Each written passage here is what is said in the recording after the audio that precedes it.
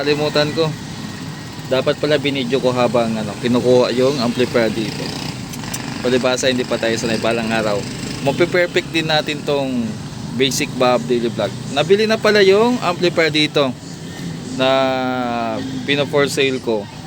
Speaker na lang, tapos ngayon ililipat ko na lang to para masimulan na natin to. Para masimulan na. Ito, dyan lang muna. Tapos sige ka, pag-isipan ko pa kung anong gagawin ko dito. Ito, orderan ko ng pyesa, Luis Coleon. May kulang pa ako na may kulang pa ako na materialis dyan para matapos yan. So ilagay ko muna uli doon.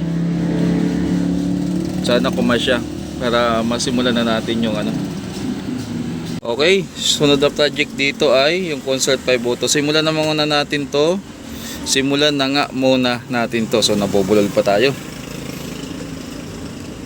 Model ay AB5 Auto A amplifier. Base dito sa production date niya ay, kung titingnan nyo, 2008. Kita ko na to mga boss. Napag-usapan na rin namin ng may-ari ito. Ayan o. Titingnan nyo yung production date. 2008-06-02. Pero generic lang to na 5 auto. Walang tatak na concert. Tapos kung tinignan namin na yung owner yung niya, yung transformer puti. Ayan o. Yan, puti siya. Ang gagawin dito ay i-upgrade, restore, yun, tapos mag-a-add ng heatsink. Pero kahit generic siya mga boss, yung heatsink niya katulad ng sa original makapal. Tsaka mag-a-additional ng pan. Yun ang gagawin dito sa amplifier na to. Siguro mag-a-add ng capacitor dito na lang banda yun. Para para sa additional na capacitor. Okay? So kakalasin ko muna. Tapos lilinisan, i-restore, tapos i-upgrade. Tapos hindi na natin to papaganahin kasi i-upgrade na natin para hindi na magloko dito. Napag-usapan na rin namin ng customer yan. Okay, about naman sa price nag-usap na kami, may limit lang kung hanggang saan. Okay, so simulan ko na muna at kakalasin ko na muna. Ito, nakalasan natin lahat, pati transformer. Unahin muna natin sa mainboard. Ano yung mga kakalasin dito na hindi na ibabalik? Itong capacitor na to, kakalasin na natin to at hindi na natin ibabalik kasi papalitan na natin to ng 4 na capacitor. Yung mga power transistor, ang gamit niya ay D718, B668, yung lumang-luma pa. Kakalasin na rin yan at papalitan niya ng A1943. Dito, ang ilalagay dito ay A1943. Ano ba yun? Kuha tayo ng sample dito. Tsaka saan yung A? Yan, ito. So dito sa B, sa dalawang B, ito na yung ilalagay dyan. 1943 na. Dito naman sa mga D, C5200 na yung ipapalit natin. Yung resistor, ganun pa rin. Itong driver transistor, yun pa rin. Tapos dito, may mga babaguhin tayo dyan. Tulad ng Zener diode. Yan. At saka dito, ito na. Sa relay section naman, yung supply nya, papalitan na yan, dropping niya. Tapos yung resistor na 220, gagawin natin yung 330. Then sa iba, wala naman. Relay, kakalasin din natin kasi lilinisan natin tong board. Dito. Ano pa ba? May mga babaguhin pa tayo dyan. Magdadagdag ng heatsink at saka fan. Yung transformer naman ay aluminum kasi ito mga boss, puti. Ayan o. Papalitan na natin yan ng tanso. Tapos 50-050 na. So from 30, ilang volts ba to? Kaya kinalas na natin. 34 volts. So from 34 volts, gagawin nating 50, 050. So hindi na mismo yan ng ikakabit. Kaya naman kinalas ko tong harapan kasi napansin ko dito may malapit ng makalas ito. Yan, hindi anong na ilapat ng tama. Ulitin natin. Itong isa maayos naman ang pakalagay. Saka nakano naman. Tapos ito, i-reinforce natin tong ano kasi basag siya. Lagyan lang natin ng additional panaglo. Ganon din sa mga potentiometer, papalitan natin yan. Tapos ito, tatanggalin na natin tong wiring na to. I-jumper na natin diretso yan. Mawawala na yan.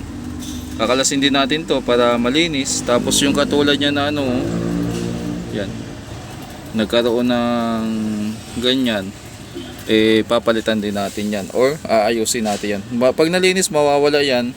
Kung may mga kinalawang dyan, papalitan. So ano bang goal dito? Ulitin ko kasi minsan may mga viewers na nag-i-skip. I-restore, pag malinis na, sabay na upgrade. Yung kaha, lilinisan din yan. Okay, kinalas na natin yung mga dapat kalasin sa board. Ayan, nakahiwalay na yung heatsink. Wala na yung mga transistor kasi papalitan natin ng malaki yan. Then dito naman sa ano, sa mainboard, ayos, nakalas na lahat yan.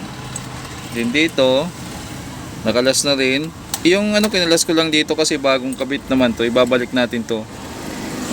Hindi na natin yan babasain. Yung ito hindi naman kailangan na. So okay lang yan dyan. Yung switch lang sa karaoke, papalitan din natin ng bago yan. Dito naman sa mainboard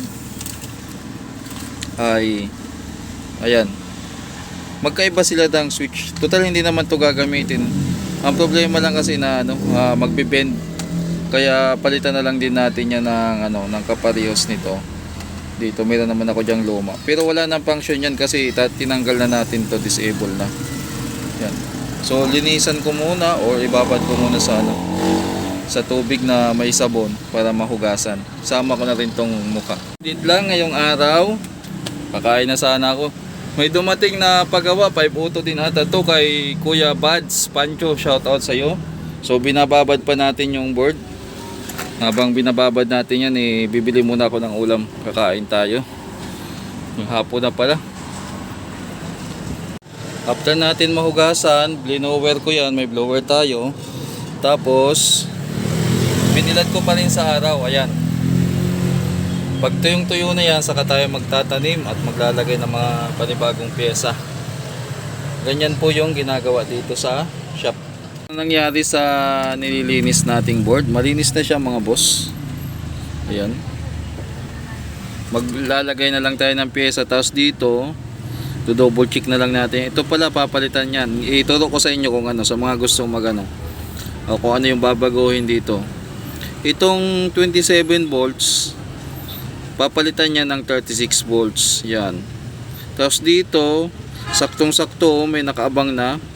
Maglalagay ka dyan ng 10 picofarad or 15 picofarad na capacitor. Naka-jump dyan dito sa 33K. Yan. So, itong capacitor, papalitan mo yan ng 100 microfarad, 35 volts. Yung dati niya kasi 25 volts. Babaguhin mo yan. Tapos, sa mga resistor naman, sa mga base naman ng ano, transistor, maglalagay ka ng 10 ohms or 4.7 ohms na resistor. Tapos itong 100 ohms na resistor nya, pwede nyong palitan ng mas malaki yan, 1/2 or 1 watt. Yung mga babaguhin dyan. Optional naman yung capacitor kung gusto nyong gawing 4. At ang diode kung gusto nyong doblehin, pwede rin. Dito naman sa 220, pwede nyong palitan niya ng 270. Meron naman ako nabili niya na 270 ata eh. Hindi ko lang alam kung saan ko ba nilagay. Ito, naka-ready na 270. Yan. Tapos ito, papalitan niya ng 330K. So yun yung gagawin dyan. Sisimulan ko na para ano, ibabalik na lang din natin yung ano. Tsaka yung ibang mga ceramic o yung mga katulad nito, o yun, naputol na. Do-double check niya natin yan, pati dito rin. Kasi minsan mga maiksi na yung paa or kinain na ng amag, kalawang, corrosion, yung paa, do-double check natin, kakalasin natin, tapos kikis-kisin natin. Medyo matrabaho yun pero okay lang. So wala pa tong signs of repair dito sa mainboard, oh. Kung mapapansin nyo, sariwang-sariwa pa yung board. At kung pagbabasihan nga doon sa manufacturing date ng transformer, 2008, eh, kahit generic lang to, maganda-ganda rin pala ang quality ng amplifier noon, or sadyang maingat lang yung may-ari. Dito kasi sa PCB, wala siyang nakalagay na ano, na tawag dito na date or manufacturing date. Ganon din dito, wala. O, tinignan ko talaga isa-isa, wala. Wala, yan. So dito naman sa harapan, ikuglo ko na lang yan. Tapos ibabalik natin yan doon sa ano. Nalinis ko na rin pala to, punas na lang din yan. Inuna ko pag-ayos tong mga pihitan o yung lagayan ng napkin. Lagyan ko ng glue, double yan. Bukod yan sa glue, may pinaka-glue pa yan yung kulay itim. Yung asa na ba yun? Dito, kung saan ko na nailagay. Tabunan na siguro. Yung pandikit sa speaker na itim, nilagyan ko na yan dyan. Tapos siguro unahin ko muna pagkabit tong ano, kasi mas matagal ang gagawin natin dyan eh. Unahin ko muna pagpalit ng mga pyesa dito, ano mga papalitan. Tapos ihuli na lang natin yung mainboard para nakasalpak na, kumbaga naka-symbol na, pati yung pan tsaka yung speaker terminal, para ayos na. Pati ito, nakalimutan ko or hindi ko ganong nakuskus ng maayos, oh, natira yung dumi. Kailangan ayusin yan. Ayan. So ito muna, para may kabit na dito. Mga pihitan lang naman, tapos i-check ko pa yung linya ng capacitor o resolder. Tapos dito napansin ko, may kulang na pyesa. Kulang nga ba o ano? Depende siguro sa ano, ayan, oh. May natanggal dyan. So lagyan ko na lang siguro kung ano. Maghanap ako dito ng mga reserva na board ng ano, concert.